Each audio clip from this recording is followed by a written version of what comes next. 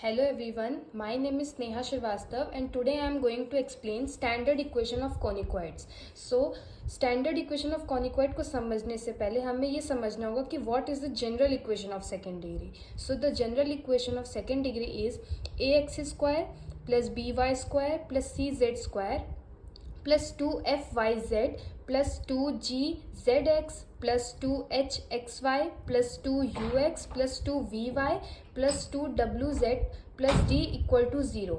This is also known as conicoid or quadrate. So, there are approximately 10 equations of conicoids which are given below.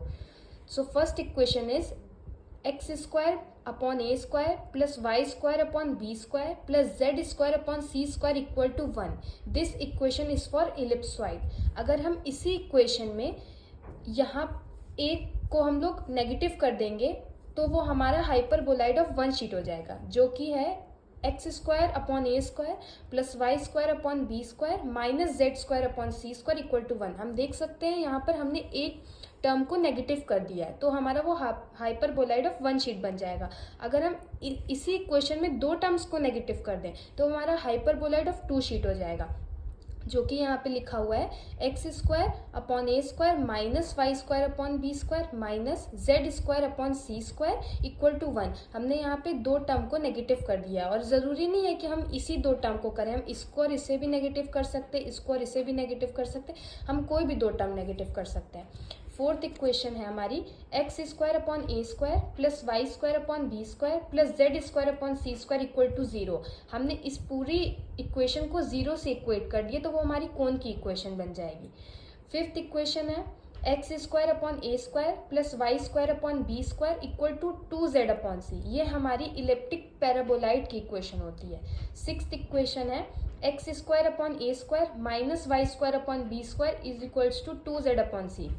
हम देख सकते हैं हमने fifth equation में ही positive की जगह नेगेटिव साइन लगा दिया है तो वो हमारी हाइपरबोलिक पैराबोलाइड की इक्वेशन बन गई है.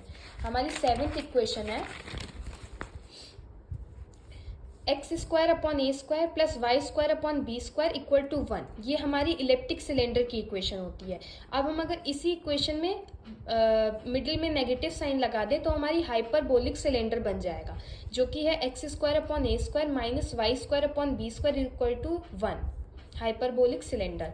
अब हम इसी इक्वेशन को अगर 0 से इक्वेट कर दे तो वो हमारी पेयर ऑफ इंटरसेक्टिंग प्लेन बन जाएगा, जो कि है x square upon a square minus y square upon b square equal to 0. और हमारी लास्ट एंड फाइनल इक्वेशन है y square is equals to 4a x square, जो कि है पैराबोलिक सिलेंडर. सो अब हम लोग कॉनिकॉइड के टॉपिक पे आते हैं. तो हमारा फर्स्ट टॉपिक है जनरल इक्वेशन ऑफ कॉनिकॉइड. अब जनरल इक्वेशन ऑफ कॉनिकॉइड क्या होती है वो यहाँ पर लिखी हुई है a x square plus b y square plus c z square plus f y z plus 2gzx plus 2hxy plus 2ux plus 2vy plus 2wz plus d equals to 0. ये हमारी जनरल इक्वेशन होती है कॉनिकॉइड्स की.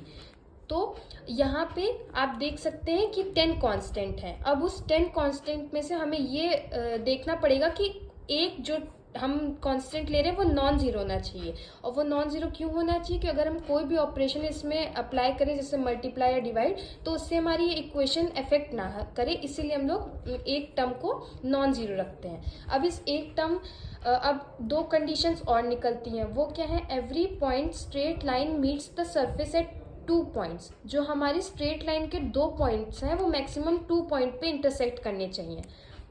और second है every plane section surface must be conic. जो हमारा plane का सेक्शन है उसका सरफेस कोनिक होना चाहिए. अब हमने जैसे कि यहाँ पे बात की थी कि 10 कांस्टेंट होते हैं तो उसमें से एक नॉन जीरो होना चाहिए. तो जो बचे हुए 9 कांस्टेंट हैं हमें ये भी देखना पड़ेगा कि उसमें जो 4 पॉइंट्स हैं वो कोप्लेनर होने चाहिए, नहीं होने चाहिए. No 4 points must be coplanar, वो कोप्लेनर नहीं होने चाहिए. अब हम लोग बात करते हैं सेंट्रल इक्वेशन ऑफ कॉनिकॉइड की, जो कि होती है a x square plus b y square plus c z square equal to 0. अब हमें इसे एक 3D फिगर से समझते हैं. ये हमारा 3D फिगर है, ये है y axis, x axis and z axis. तो हम लोग एक इलिप्टिक फिगर ड्रॉ करते हैं जो कि ये है। तो इस इलिप्टिक फिगर से जितने भी कॉर्ड्स हम लोग ड्रॉ करेंगे वो अगर इसकी ओरिजिन से पास करती हैं तो वो इक्वेशन जो बनेगी वो सेंट्रल इक्वेशन ऑफ कॉनिकॉइड बनेगी। तो ये है हमारा सेंट्रल इक्वेशन ऑफ कॉनिकॉइड। अब हम लोग बढ़ते हैं standard equation of central conicoid की तरफ। वो क्या होती है, लिखा है by the equation of central conicoid we can see that there are 3 variables, so the condition formed will depend upon these 3 variables which are a, b and c. अब मैं इसको एक्सप्लेन करती हूँ। जैसे कि हमने सेंट्रल इक्वेशन ऑफ कॉनिकॉइड में देखा कि हमारी थ्री वेरिएबल्स हैं यहाँ पे, तो जो हमारी स्टैंडर्ड इक्वेशन सेंट्रल कॉनिकॉइड होगी वो भी इन्हीं 3 वेरिएबल पे डिपेंड करेगी। अब क्या है वो first case, if a, b and c are positive, अगर ये ए, बी, सी जो हमारे वेरिएबल्स हैं वो पॉजिटिव हैं तीनों के तीनों, then it will be an ellipsoid. तब जो हमारी इक्वेशन बनेगी वो इलिप्सॉइड की इक्वेशन बनेगी। अगर सेकेंड दिया है if one of the variable is negative, इन तीनों में से कोई भी एक वेरिएबल अगर हमारा नेगेटिव हो जाएगा then it will become hyperboloid of one sheet. तब वो जो इक्वेशन फॉर्म होगी वो हाइपरबोलाइड ऑफ वन शीट की फॉर्म होगी।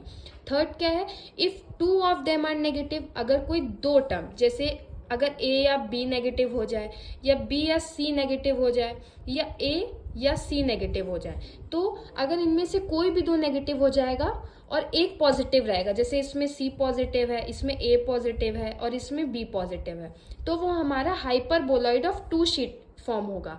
तो जो इक्वेशन इस केस से बनेगी वो हमारी हाइपरबोलॉइड ऑफ 2 शीट से बनेगी। अगर हम लोग एक केस ये भी आ सकता है कि तीनों की तीनों नेगेटिव हो जाए, ए भी नेगेटिव हो जाए, बी भी नेगेटिव हो जाए और सी भी नेगेटिव हो जाए, तो जो कर्व बनेगा वो इमेजिनरी इलिप्सॉइड का बनेगा। सो ये था हमारा central equation of central conicoid. I hope you all understand. Thank you and have a nice day.